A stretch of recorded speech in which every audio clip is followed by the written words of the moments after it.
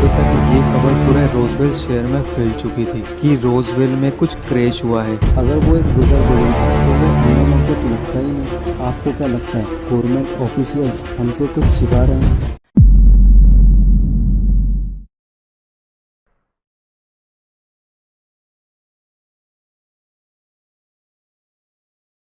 इस घटना के 31 साल बाद 1978 UFO researcher Stanton T Friedman जेसे मार्शल का इंटरव्यू लिए। वही जेसे मार्शल जो क्रैश साइट पर पहली बार इंस्पेक्शन करने गए थे। रोजवेल शहर की ये घटना 31 साल बाद फिर चर्चा में आने लगी जब इंटरव्यू में उन्होंने बातों बातों में यह कह दिया कि जब मैंने उस मलबे के टुकड़ों को उठाया तब मुझे लग रहा था कि मेरे हाथों में कुछ है ही नहीं। मैंने अपनी जिंदगी में पहले कभी ऐसी चीज नहीं देखी। वो एक ऐसा प्लास्टिक था जो कि लोहे से भी ज्यादा मजबूत था।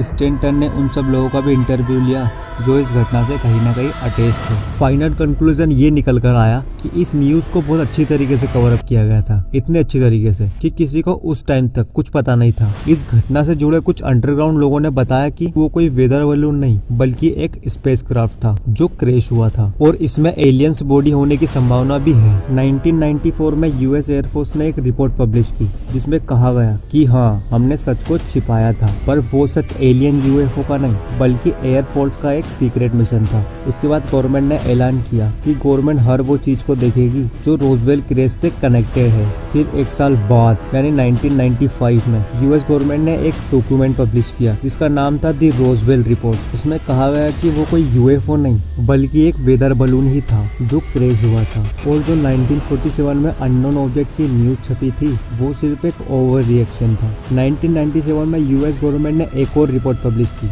जिसका नाम दी रोजवेल रिपोर्ट। केस क्लोज था। इसमें फाइनल डाउट के बारे में एक्सप्लेनेशन दी गई। 1947 में एक खबर फैली थी कि उस क्रैश साइट से एलियंस बॉडी बरामद हुई थी, पर इस रिपोर्ट में इसका भी एक्सप्लेनेशन दिया गया कि यूएस एयरफोर्स पैराशूट जंपिंग की टेस्टिंग कर रही थी, उसके दौरान ही ये हुआ। और जिसे सब एलियन बॉडी समझ रहे हैं वो असल में एक डमी है। उस समय पैराशूट जंपिंग नई टेक्निक थी, इसलिए उसे डमी बॉडी पर टेस्ट किया जा रहा था और वो कोई एलियन बॉडी नहीं बल्कि वही डमी बॉडीज थी। पर एक सवाल, ये टेस्ट 1950 में किया गया था, 1947 में ऐसा कुछ नहीं किया गया था। पर इस पर गवर्नमेंट ने कहा कि 1947 में भी टेस्टिंग की गई थी। पर एक और सवाल आता है, अगर 1947 में टेस्टिंग की गई थी तो पब्लिक को इसके बारे में बताया क्यों नहीं गया? इसका जवाब भी गवर्नमेंट ने दिया कि ये बताना हमें जरूरी नहीं लगा। कुछ अजीब लग रहा है आपको? ये कैसी एक्सप्लेनेशन है? ये सुनकर आपका शक और बढ़ जाएगा जब 1947 की उन फाइल्स को खोजा गया जिसमें इस इंसिडेंट की जानकारी रखी हुई थी।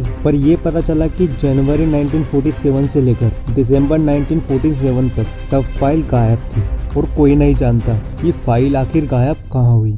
और सबसे संदेहजनक बात यह है कि जिनके अंदर ये फाइल रखी हुई थी उनका कोई भी रिकॉर्ड नहीं है। और हाँ, आपको बता दूं कि इस घटना को 600 से भी ज्यादा लोगों ने देखा था अपनी आंखों से, जो कि विटनेस होने का दावा करते हैं। थॉमस जे केरी और डोनाल्ड स्मिथ उस समय के ये दो सबसे बड़े रिसर्चर थे। उन्होंने एक बुक पब्लिश की थी विटनेस टू रोजवेल नाम की। इसमें साफ साफ कहा गया कि unmasking the government biggest cover up, यानी यूएस गवर्नमेंट ने पब्लिक से इस इंसिडेंट की जानकारी गुप्त रखी। इस किताब में रोजवेल इंसिडेंट के बारे में ऐसी थ्योरीज हैं जो रोजवेल की इस घटना को प्रूव करती है। डिस्क्रिप्शन में इस किताब की लिंक है, वहां जाकर आप इसे पढ़ सकते हो। वापस टॉपिक पर आते हैं। 600 से भी ज्यादा लोग इस घटना को देखे थे। एक नहीं, दो नहीं, 20 नहीं, 50 भी नहीं, बल्कि 600 लोग अगर एक ही बात कह रहे हैं तो क्या ये गलत हो सकता है? किसी भी एंगल से नहीं। यूएस के एयरफोर्स में एक फ्लाइट इंजीनियर थे जिनका नाम विलियम सी इनिस था। ये सालों तक एक ही बात कहते आ रहे थे कि वो यूएफओ नहीं बल्कि एक वेदर बलून ही था। पर साल 2008 में विलियम ने ये साफ साफ कह डाला पब्लिक में ओपनली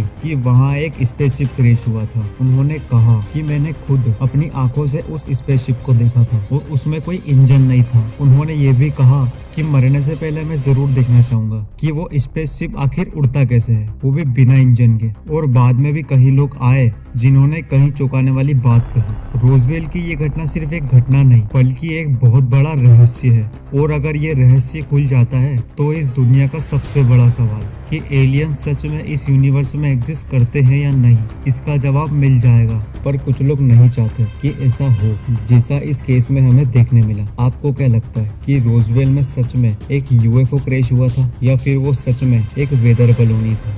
मुझे लगता है कि वो एक यूएफओ ही था और गवर्नमेंट हमसे ये छिपा रही है। आपकी क्या राय है इस घटना के बारे में? नीचे कमेंट बॉक्स में जरूर बताना। वीडियो को लाइक शेयर कर देना और चैनल को सब्सक्राइब कर देना।